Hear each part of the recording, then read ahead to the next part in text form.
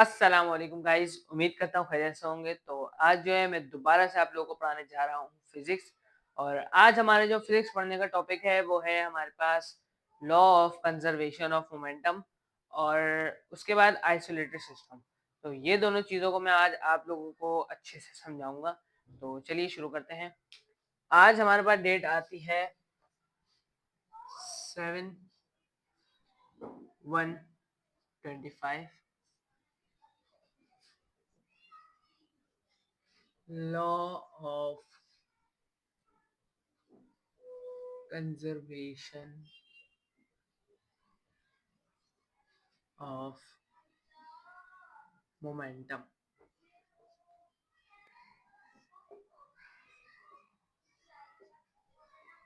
तो law of conversation of momentum जो है, इसका मकसद हमारे पास क्या है? इसका मकसद हमारे पास है कि इसमें जो है आप लोगों को एक एग्जाम्पल दी गई है और वो एग्जाम्पल हमारे पास वेलोसिटीज और मास वन मास टू ऐसे करके जो है ना, इन चीज़ों के ऊपर डिपेंड करती है। तो चलिए शुरू करते हैं। ये जो है इसमें मैं आप लोगों को डायरेक्ट लिख के समझा रहा हूँ। वो जो पूरा वो लिखा हुआ है जैसे उन्होंने बताया हुआ, consider two ball of mass one and mass two. वो देखो, कंसीडर टू बॉल हमने कंसीडर करनी है, मास वन और मास टू। मास वन और मास टू, अभी इनकी वेलोसिटी क्या है?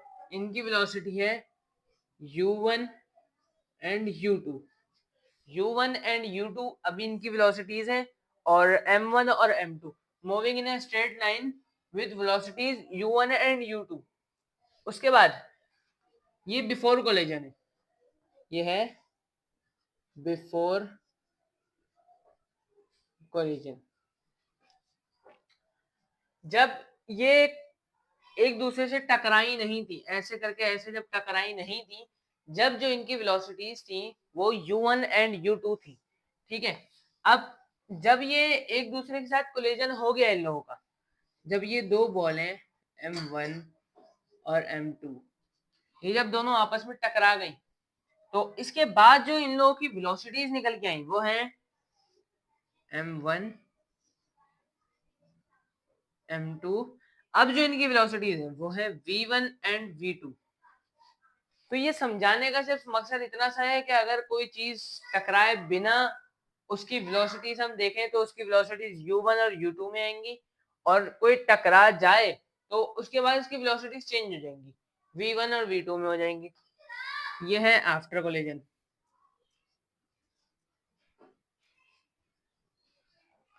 तो अब जो है हमारे पास इसका जो फॉर्मूला निकल के आता है वो है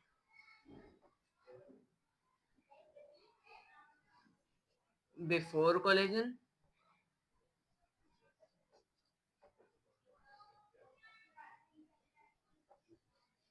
इक्वल है आफ्टर कोलिजन। तो बिफोर कोलिजन हमारे पास था m1 u1 plus m2 u2 is equal to m1 v1 plus m2 v2। ये हमारे पास जो है मोमेंटम की लॉ कंजर्वेशन ऑफ मोमेंटम, ये हमारे पास निकल के आई है। तो इसका जो फॉर्मूला है ये हमारे पास बहुत सारे न्यूमेरिकल में यूज होता है। ठीक है। और ये इसका न्यूमेरिकल मैं अभी नहीं करवा रहा, लेकिन मैं बाद में करवा दूंगा। ठीक है। तो अब जो है हमारे पास आता है isolated system.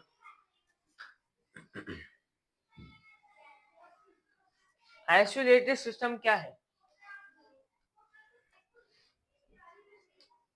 Isolated system, isolated system क्या है? ये देखिए, an isolated system is a system when external और opposing force act on it। इसका क्या मकसद है? इसका मकसद है आइसोलेटेड सिस्टम एक ऐसा सिस्टम है जो जब तक एक्सटर्नल फोर्स और अपोजिंग फोर्स उस पे एक्ट नहीं करती, जब तक वो अपना वर्क नहीं करता। इसकी मैं एक बहुत ही आसान सी आप लोगों को एग्जांपल दे देता हूं। जैसे कि आप हमारे जैसे एक गाड़ी है,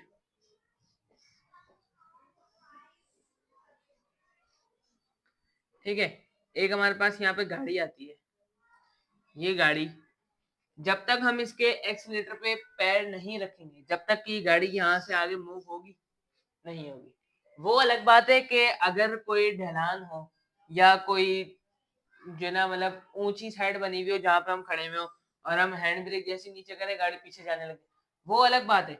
लेकिन जब तक हम एक्सीलरेट नहीं करेंगे गाड़ी को, जब तक गाड़ी मूव नहीं करेगी, ठीक है। और एक और चीज आपने देखा होगा बहुत सारी जगह, एक जैसे और आसान से एग्जांपल देता हूँ। ये हमारे पास है बल्ब, ठीक है। अब इस बल्ब पे जब तक हम बटन यहाँ पे है, ठीक है, जब तक हम बटन ऑन नहीं करेंगे जब तक ये बल्ब जल जाएगा नहीं जलेगा। क्यों? क्योंकि इसमें इलेक्ट्रिसिटी आएगी नहीं। यहाँ से हम बटन ऑन करेंगे तब यहाँ पे इलेक्ट्रिसिटी आएगी तो बल्ब ऑन होगा ना, बगैर इलेक्ट्रिसिटी के तो ऑन नहीं होगा बल्ब। और एक और आसान सी एग्जांपल देता हूँ। आप लोगों ने बहुत सारी जगह देखा होगा कि बच्चे जो है लट्टू चला रहे होते हैं, लट्टू, ठीक है।